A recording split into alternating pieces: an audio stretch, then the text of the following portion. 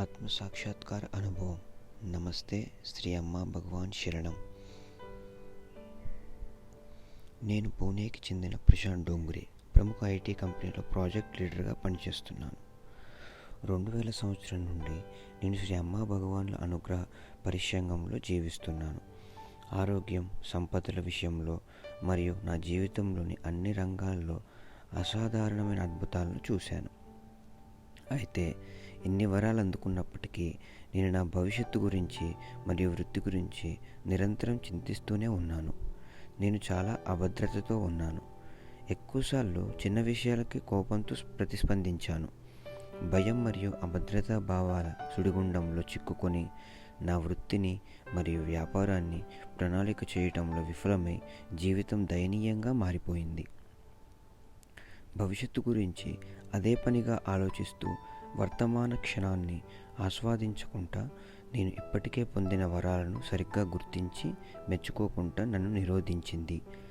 చుట్టూ ఉన్న పరిస్థితులు మరియు వ్యక్తుల పట్ల నేను బలమైన అంతరంగ ప్రతిఘటనను కనబరిచాను. ఇది నా దుఃఖానికి మరింత ఆజ్యం పోసింది. నేను శ్రీ భగవాన్ ముక్తిమోక్ష తరగతులకు హాజరు కావటం ప్రారంభించినప్పుడు నాలో ప్రతిదీ మారటం ప్రారంభమైంది. ఆ తర్వాత తరగతులు మరియు ప్రక్రియలు క్రమంగా నా ఎరుకను పెంచాయి.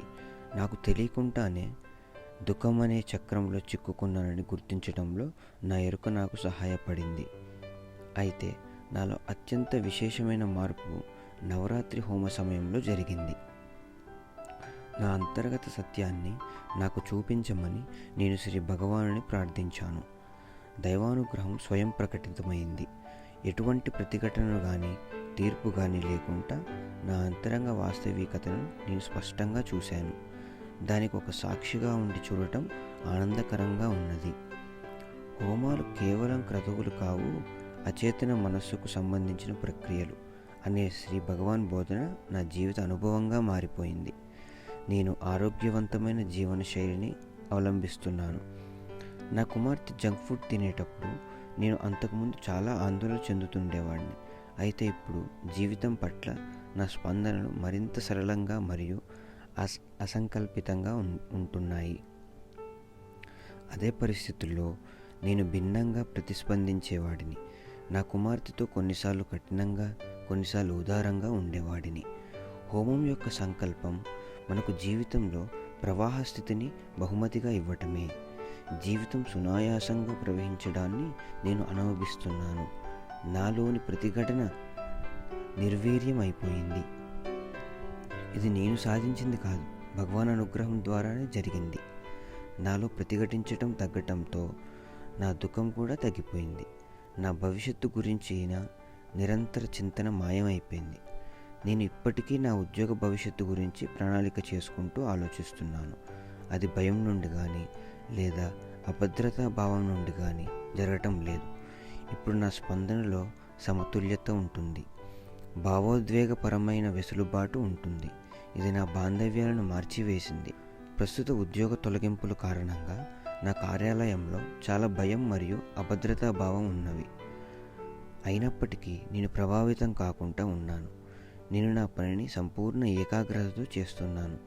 మానసిక ఒత్తిడి లేకుండా కొత్త అవకాశాల కోసం ఆచరణాత్మక చర్యలు తీసుకుంటున్నాను. నేను ఇతరుల పట్ల మరింత సున్నితంగా ప్రవర్తిస్తున్నాను. ఇతరులను సహాయం చేయడమే కానీ సహజంగా జరిగిపోతుంది. ఒక కర్తవ్యంలా కాకుండా, విలువలను పెంపొందించడానికి కాకుండా, నా చైతన్య స్థితి యొక్క అసంకల్పిత వ్యక్తీకరణ ఇతరులకు సహాయపడటం జరుగుతున్నది. ఉదాహరణకు, నేను ఒకసారి ప్రమాదానికి గురైన యువకుడికి సహాయం చేశాను. నేను పనికి ఆలస్యంగా వెళ్ళినప్పటికీ అతన్ని ఆసుపత్రి తీసుకెళ్లి ప్రథమ చికిత్స పొందేలా చేశాను. అతను నాకు కృతజ్ఞతలు చెప్పనప్పటికీ నాకు ఎలాంటి మానసిక గాయం కానీ అతని నుండి ఇంకోటి ఆశించటం కానీ లేదు. నాకు మరియు నా మనసుకి మధ్య అంతరంగం పెరిగింది. నాలో ఆలోచనలు వచ్చినప్పుడు మరియు వెళ్తున్నప్పుడు నేను ఒక సాక్షిగా చూస్తున్నాను. నన్ను నేను మరియు ఇతరులను పూర్తిగా స్వీకరించడానికి నాకు ఈ స్థితి వీలు కల్పిస్తుంది. నేను జీవితంతో పాటు ప్రవహిస్తున్నాను. సామరస్యతను మరియు సమతుల్యతను అనుభవిస్తున్నాను. ఈ లోతైన పరివర్తనకు మరియు నాకింత గొప్ప జీవన ప్రవాహాన్ని ప్రసాదించినందుకు శ్రీ అమ్మా భగవాన్ మీకు కృతజ్ఞతలు. భగవత్ సాక్షాత్కార అద్భుతం. నమస్తే శ్రీ అమ్మా భగవాన్ శరణం. పరంజ్యోతి దీపం ఒక చెంచా నూనెతో రోజు 12 గంటల పాటు వెలుగుతూ 15 రోజుల పాటు ఈ అద్భుతం జరిగింది. నమస్తే, నేను ముంబైకి చెందిన వనితా ఉద్యావర్ని. నా ఇంటిని సువర్ణయుగ దేవాలయం అని నామకరణం చేశాను.